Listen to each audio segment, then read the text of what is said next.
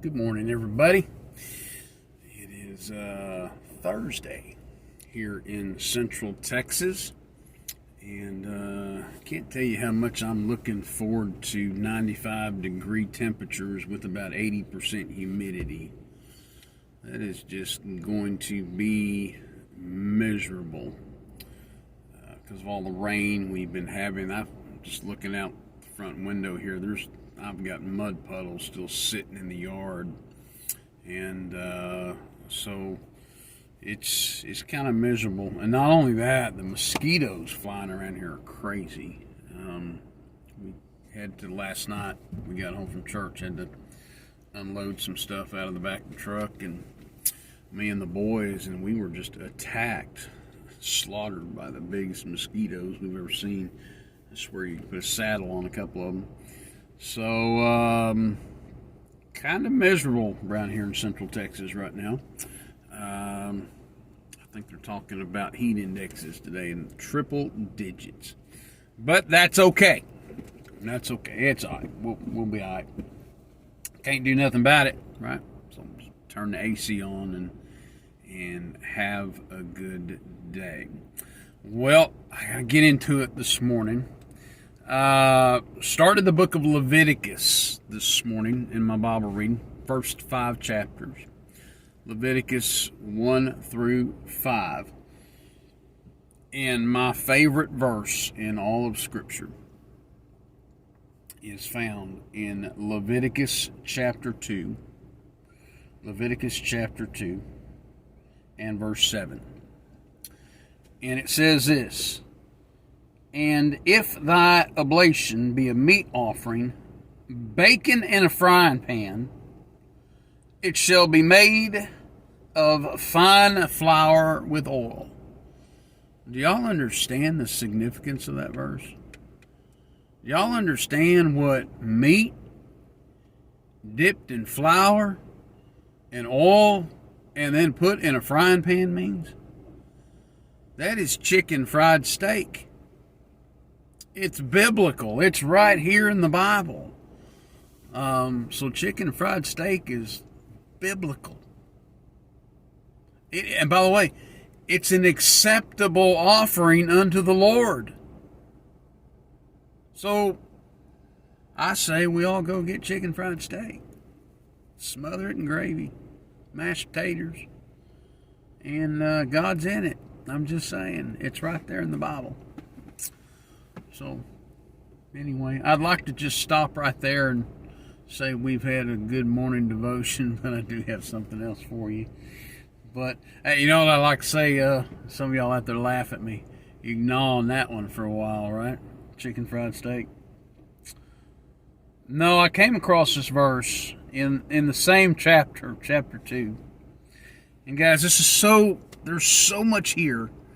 You could probably preach or teach a series on this over, about 4 to 6 weeks, and maybe still not even do it justice. And I'm going to try to just give you a thought on this in the next 5 minutes. And I'm not even going to do it justice, because I'm telling you, you're going to talk about chew on something, gnaw on something you need to go back and just later today, later this week, maybe study it for yourself. But it really is good. In verse 13 of chapter 2, it says, "And every oblation of thy meat offering shalt thou season with salt. Neither shalt thou suffer the salt of the covenant of thy God to be lacking from thy meat offering. With all thine offerings thou shalt offer salt." Every offering that they were to present that was a meat or food offering of any kind, it was to be presented with salt. Had to have salt. The offering is no good unless there was salt with it. That's what God said. He said, if there's no salt there, the offering's no good. Now, wait. This is so cool, because I'm going to say it again.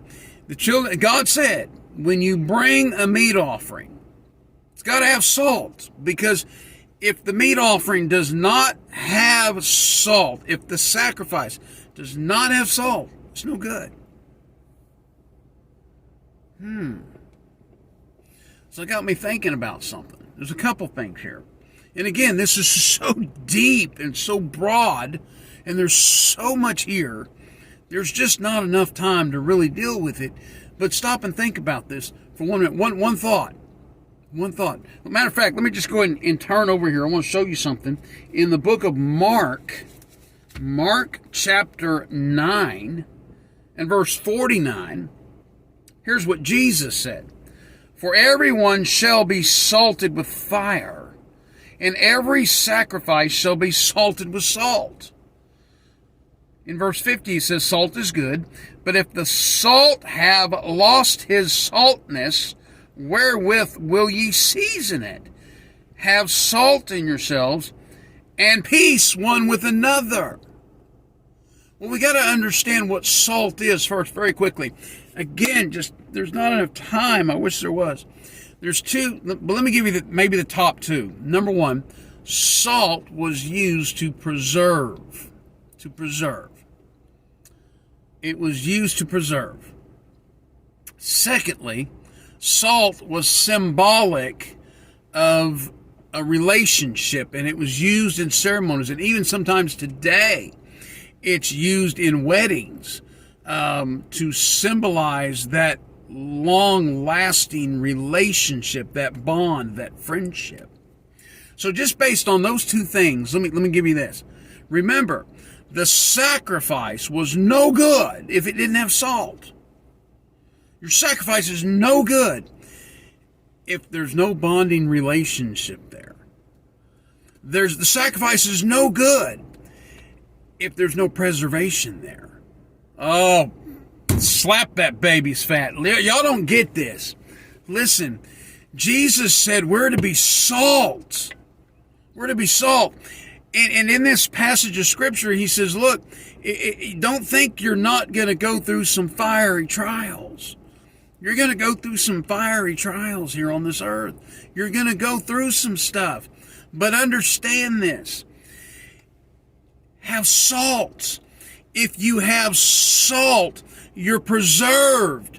You have a relationship with me. And listen, with that preservation, you can survive those trials of fire. With that relationship with me, you'll endure those trials of fire. But folks, I'm going to tell you something. The Bible tells us that we're to be living sacrifice. But I'm going to tell you something, guys. We can sacrifice our time. We can sacrifice our money.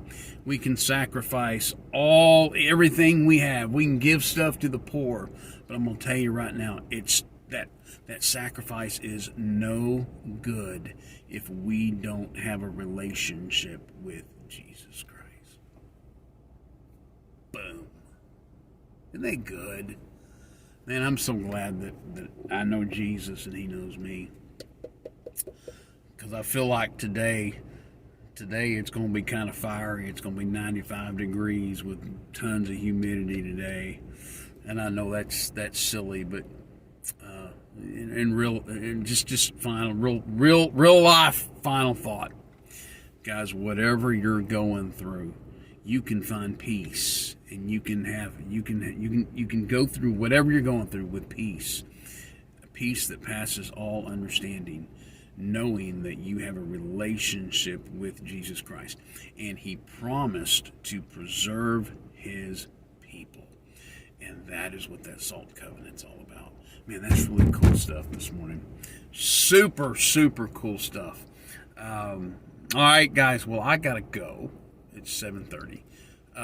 That's your gleanings from this morning's reading. And that's what I got out of it anyway this morning.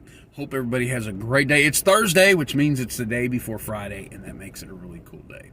So wherever you're at today, I hope you have a great, great day.